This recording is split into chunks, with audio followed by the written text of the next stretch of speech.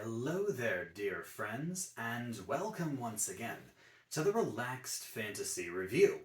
Today, we're going to be digging a little deeper into the Monster Manual and other books of the kind, talking about creatures from D&D.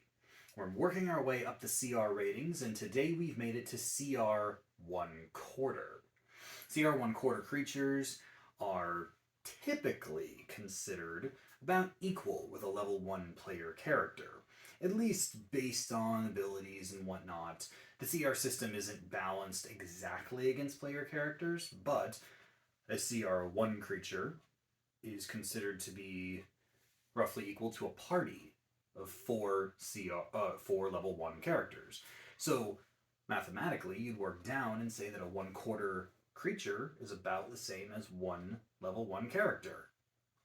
Anyway, today though we're not talking about combat, we're talking about friendly creatures, player favorites. We're talking about creatures that are generally good and ones that can really assist you and your allies in your games of D&D. I've prepared a top 5 list of CR1 quarter creatures that all players should be excited to see.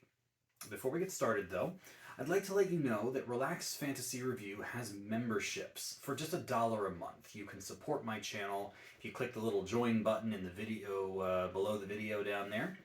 And you get a little badge next to your name in the comments to let everyone know that you're a member, and you earn my undying gratitude. Thank you so much for watching my channel and supporting me here on YouTube. So, CR1 quarter creatures. Let's start with a classic right out of the Monster Manual, and this is one you'll see in many adventures, the Draft Horse. Horses are pretty common. People ride them all over the place. I'll say that in most of my games of D&D, player characters don't tend to favor horses, but I don't know why not. We got an AC of 10, 19 hit points, and a speed of 40 feet. They're large creatures as well, so you can ride them, no matter what size you are. And they can attack. They have their hooves they can hit people with, +6 to hit, and 2d4 +4 damage. That's not bad at all. I'd say that having a horse on your side, especially at low levels, is a very valuable thing, increasing your speed and mobility. And most DMs I've played with have said that the horse's speed becomes your own, and you can have it move, even taking the dash action on its turn, while you save your action for more important things, like attacking people. Obviously, you got to talk to your DM about that, but horses are nice to have on your team if for no other reason than to carry your stuff and carry you. So, yeah, really good creature to have. But it's not all horses. There's also dogs. And out of the Monster Manual, we find the next creature, the Blink Dog. A lot of people look at the picture of the Blink Dog that's in the Monster Manual and think, ooh, that's a creature I'd have to fight. But actually, no, it's a good creature. As in its alignment is good. It's a fey creature. It's got an AC of 13, 22 hit points, a speed of 40 feet, so it's just as fast as a horse. It does have keen hearing and smell, so it can do perception checks with advantage if it's trying to track through its hearing or its smell. It does have a bite attack. It's got a +3 to hit, does 1d6 +1 damage, but its main feature is its teleport ability. This is an ability that the dog can use, and then they have to roll the recharge die, which basically means you roll a d6, and if you get the numbers in the recharge ability, then you can use it on your next turn. This one recharges on a 4 to 6, meaning that 50% of the time the Blink Dog can teleport 40 feet, and in doing so, it also can do a bite attack while it teleports, so you want to be doing this as often as possible. It says that it can take any equipment it's carrying. It's a medium-sized creature, which means a small-sized creature could ride it. I'm not sure if it teleports and you go with it, if you count as equipment. I would rule that if you're a small creature that had a Blink Dog as a mount, that you could teleport with it. But that, again, is up to your DM. Personally, I think this is a great creature, regardless of your size, to have on your side helping you out. Moving further into the realms of crazy pets you can get, number 3 on my list is the giant owl. As a 1/4 creature, this is a large bird, which again means you can ride it, no matter what size you are. It's got an AC of 12, 19 hit points, and a 60-foot fly speed with the flyby trait as well, meaning that this owl can literally swoop in, hit someone, and swoop back out without provoking opportunity attacks. Very handy. It also has keen hearing and sight, so it can perceive things really, really well with its eyes and ears. And it has a talent attack, getting a +3 to hit, doing 2d6 +1 damage. So it hits decent, can fly, has flyby, and you can ride it. So that's just fantastic. Like you're really, really doing good if you can get a giant owl on your side, especially at low levels. I mean, this is just fantastic utility for a low-level party in combat, having a flying mount. There are a lot of characters who have to wait till the later game to get that. But this is a CR 1/4 creature. Not unreasonable to find. But let's get out of the monster manual. They've got a bunch of books up there. What other creatures could we have? I found one that's actually really, really cool. In Fizban's Treasury of Dragons, it's called the Metallic Warbler. This metallic creature has an AC of 14, has 14 hit points, and a 40-foot ground speed, but a 60-foot fly speed, which really means it should be flying whenever it moves. It has the immutable form trait, which means it cannot be shape-shifted or polymorphed into anything else, and it has the telepathic bond trait, which means that it can communicate with its master or its owner at any time as long as they're on the same plane of existence and relay what it sees. It has a claw attack, doing not that much damage. Got a +4 to hit, does 1d4 +2 damage.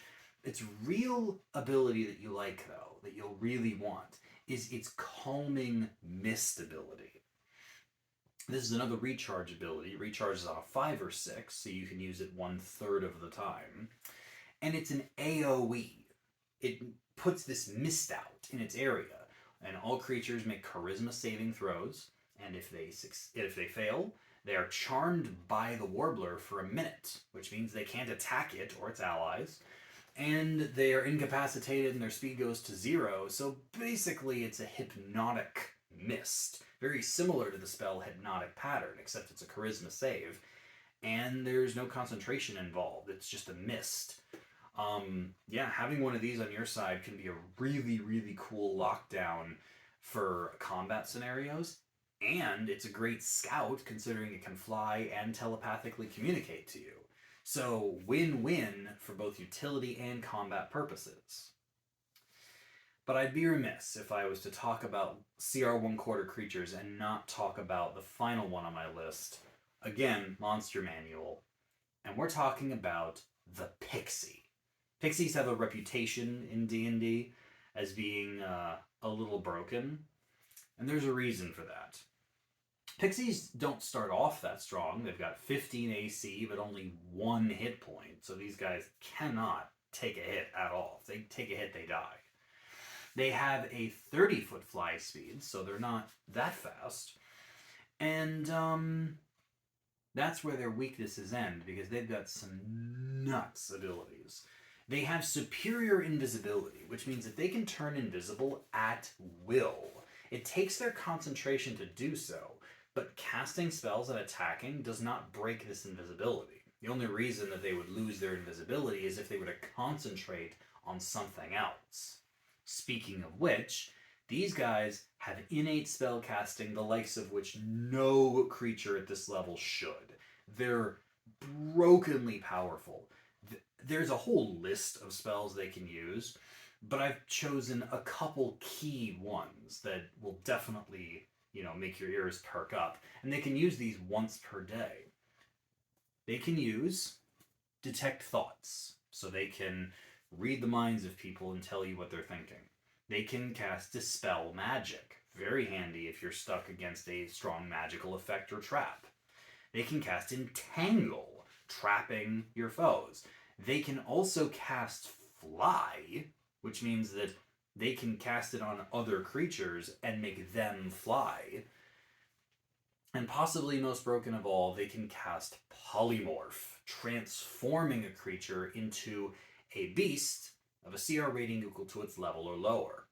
This means that even at level 1, they can transform your party into bears and dire wolves. And once you get to the higher levels, like level 3, you can transform into giant scorpions or giant flying eagles. Or when you get to the level 7 or 8, you can transform it into giant apes or T-Rexes just because your pixie friend wanted to help you. This is nuts. This is the wildest power that I've ever seen a CR-1 quarter creature have. This is way too strong for this level.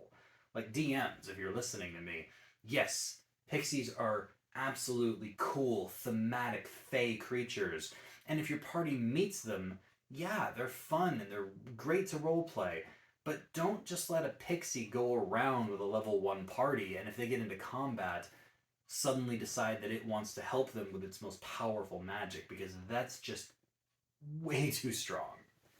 But, players, if your DM does introduce you to a pixie, I suggest using any means necessary to make best buddies with it, because all of these powers that it has are going to be way above anything you can do at level 1, and all the way up into the mid-game, pixies are really, really helpful allies. So yeah, they definitely go at the top, the tippity top of CR-1 quarter creatures. You can't go wrong with a pixie, unless you're a DM trying to make a balanced game. This has been the Relaxed Fantasy Review. If you enjoyed the video, please like and subscribe down below. Have a look for the join button down there, and keep your eyes peeled for more creature reviews coming down the line soon. Have a good one, my friends.